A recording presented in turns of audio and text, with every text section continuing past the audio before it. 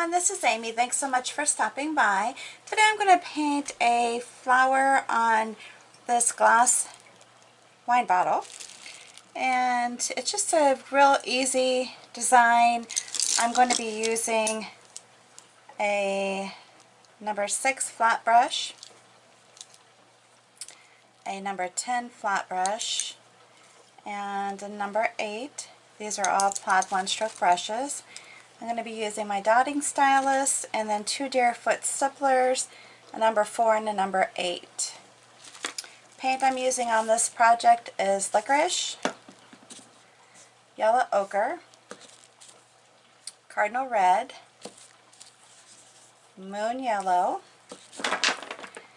Ink Gold, Warm White, Berry Wine, and Thicket. I've already cleaned my bottle. If you're painting on glass, it's very important that you wash your bottles, your glassware, whatever it is you're painting on, with soap and water, and that you then wipe it off with rubbing alcohol. This is a bottle that I reuse for videos, so I'm not worried about the rubbing alcohol on it. So I just went ahead and cleaned it off because I had a design on it, and then I'm going to go ahead and get started painting on it. So I'm going to start with the larger Deerfoot Stippler, number 8. I'm just putting it directly into the licorice, and I'm going to create a center. Now you could use really any type of brush, any of the designs I'm showing you. If you have brushes, you don't necessarily have all the brushes that I have, or you have a different brush you like to use to create centers, even like a pouncing tool of some sort, those are fine too. Now improvise, I am just showing you designs that you could possibly paint. You don't have to do them exactly as I do. It's an idea, basically.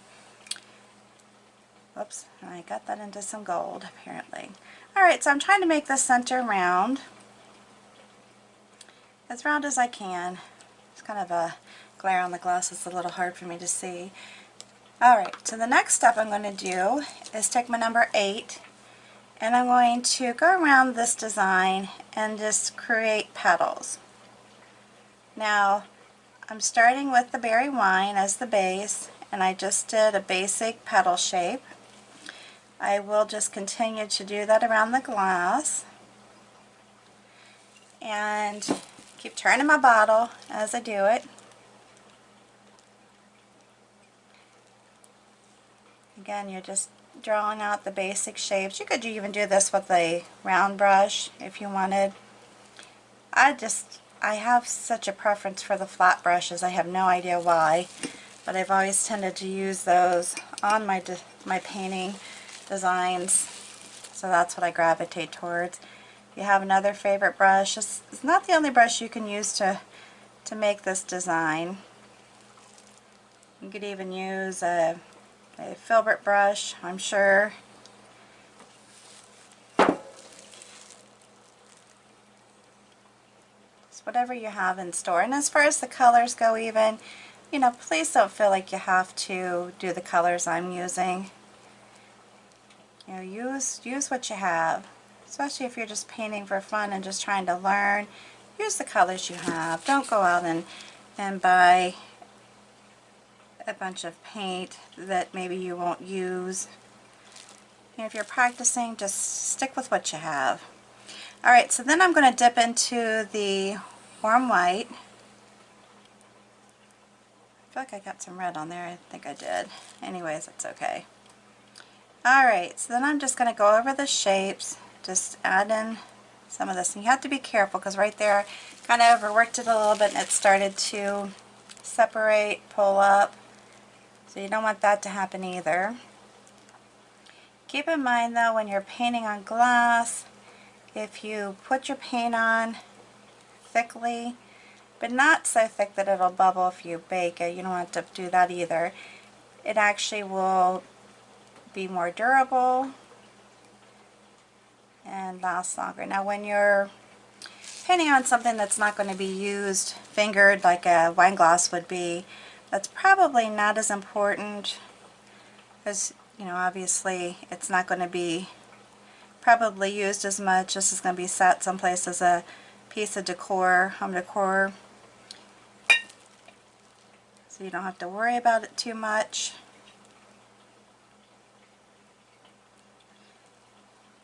But it's still nice to know that, sorry I keep clicking that the piece is going to be durable and nice for you for years to come.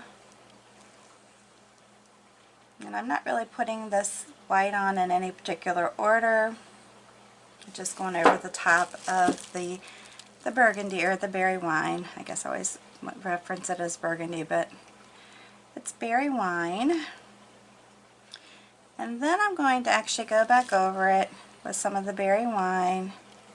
It's kind of blended in a little bit.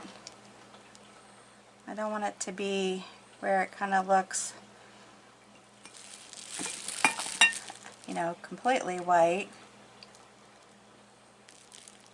But I do think when I do this, then I've got more durability going on here because I've got more layers of paint. And it's not too thick where it would bubble if I if I baked it. If you're doing dots or thick line work, that's when you might have a concern, because, you know, thick dots have a tendency to bubble, and then the bubbles break and you have a mess. Speaking from experience, I'm hoping I can stop you from doing my errors. That's one thing nice about this paint. If you do find that your design that you're doing is pretty thick, you do have the option of just allowing it to air dry. I mean, that's fine too. Works well, and you know, you give it that time to dry. They say 21 days, but you can actually use it sooner than that. I just wouldn't put it in the dishwasher. Although many don't recommend the dishwasher anyways, because so many of the dishwashers today are so strong. Okay, so now I'm going to go in here and I'm hitting in between these petals. I'm doing a petal design that's smaller. You can see that. I'll make it pop out a little bit more here in a minute. You just do a basic petal design, leaf design, whatever, because either one of these could really be used as a leaf.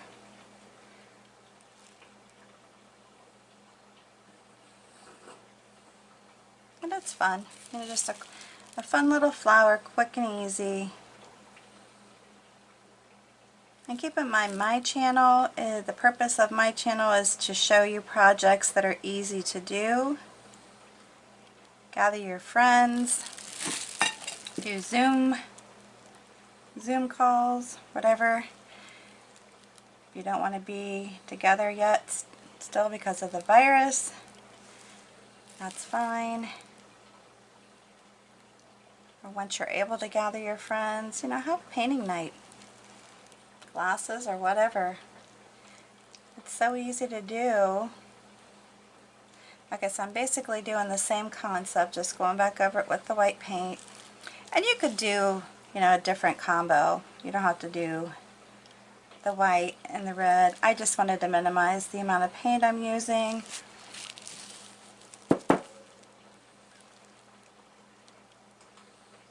But you can see how this removes the transparency. I like it to be more opaque because I truly do believe that it gives it more durability. And you work hard on something, you want it to be around. You don't want it to come out and it be messed up, or paint washes off. It doesn't really wash off, but if it's real thin, it can scrape easily. So I do strive for it to be a little bit more opaque. So I'm just going to go back over it again like I did the burgundy or the berry wine. Sorry, I keep saying that. And just stroke over the top. You can always go back over it if you think you got rid of too much of the white, too much of the red in there, too much of the white. Go over it again. It's okay, just be careful. Light strokes, because you don't want to pull the paint up, cause it to pull up. Okay, so there we have the flower so far. The next step, I take my smaller Deerfoot, which is number 4. I'm going to dip it into the white. Now you could dip it into the yellow if you wanted. That's nice too. And I'm just going to go around the edges of this inside circle. I don't know why I got red on my brush, but that's okay. And then you're just going to follow that and tap. You know, if you pull in color from the petals, that's fine too. I'm good with that as well. But I just want to make sure it's a nice little coat of paint.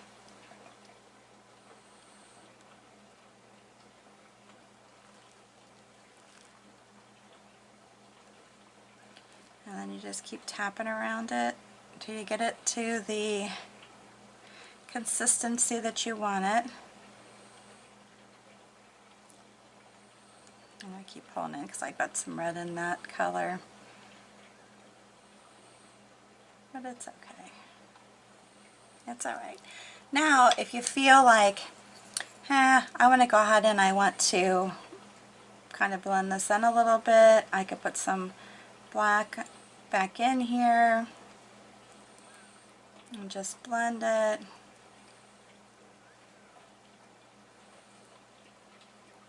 And there you go. Nice and easy. Alright, so the next step, I'm going to take the daughter and I'm going to use the smaller side of it. And I'm going to come around the edges. Now, this might be a little hard because I do have the wet paint. And I'm just going to tip in some dots, and I'm doing them in sets of 3, just kind of sporadic around the center. And you can even pull some out into the petals. That's fine. And I'm just randomly going to go around the white part and tap in.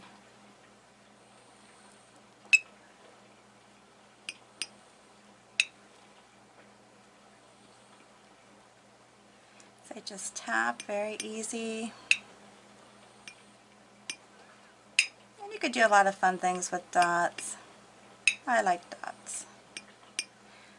Dots and hearts.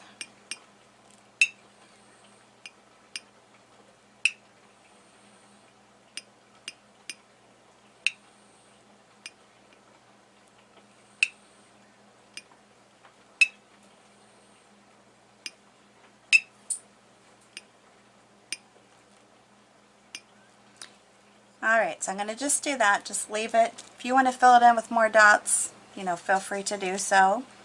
Then I'm going to turn it to the little bit bigger side of the dotting stylus, and I'm just going to start dotting. You can put bigger dots in here if you want, because I just chose to keep it simple with the one dotter. I'm just going to be doing little dots in the center here.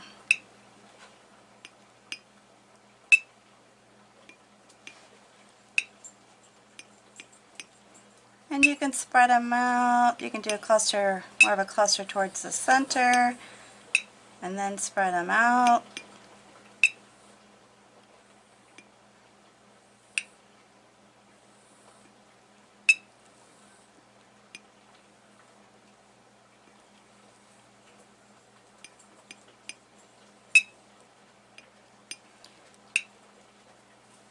And you can also do bigger, like I said, bigger dots, smaller dots, more of a combination of sizes. These are tending to be really small.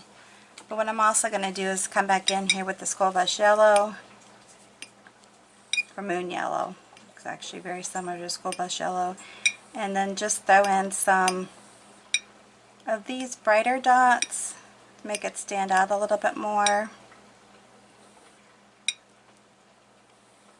I think it gives it just a tad bit more interest, and it's not just kind of as bland. That's why I say you can always throw in, add more, whatever you want to do. And then the next thing I'm going to do is take my Thicket green. I dip the sides of my brush in. I'm not real picky about, you know, how much paint I have on my brush. I honestly feel like you have to judge that for yourself. So then I'm going to come up here and I'm going to do a vine, or a stem I should say, that comes down. And it's not just a straight little vine, or I'm sorry, I keep saying the wrong thing, stem. It's kind of has a little wiggle in it, little wave. And then I'm going to just basically draw my leaves again. And then go like this, just very simple, and then just keep working it till you get it to the consistency that you want it.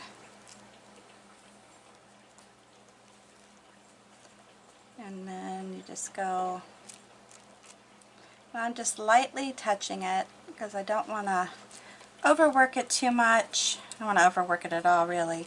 And then I'm going to pull a little stem into it from the big stem. And then I'm going to come down here. I'm just going to put a couple leaves. I'm not going to go crazy with the leaves.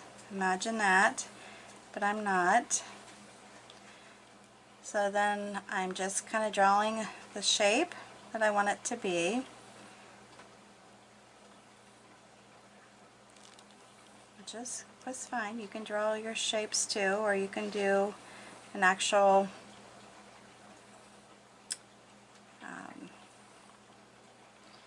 you know, like a one stroke kind of leaf or whatever you want. This is just more of a draw in and color it in. But I'm just trying to blend it some, like I said, I have that glare. Sorry. And it keeps hitting me in the eye. And then I'm going to do the same here and just pull it down in the center of the leaf. And there you have it. Just a quick, quirky, easy design. If you're going to do this bottle just to sit it on a shelf, you only really need to have the design on the front. If it's something where you know you're going to put lights in it and you want it to shine around the bottle, then paint the whole thing. Up to you. But see how just how pretty. Just really an easy design, simple. Sometimes less is more. I'm sure you've heard that saying. Alright, if you like this video, make sure you give me a big thumbs up. If you're new to my channel, please subscribe and hit that notification bell. And before you leave, hit the share button that's underneath the video. Share this on your social network with your family and friends. I would appreciate it. Please stay safe and healthy. Until the next time, you have a good one.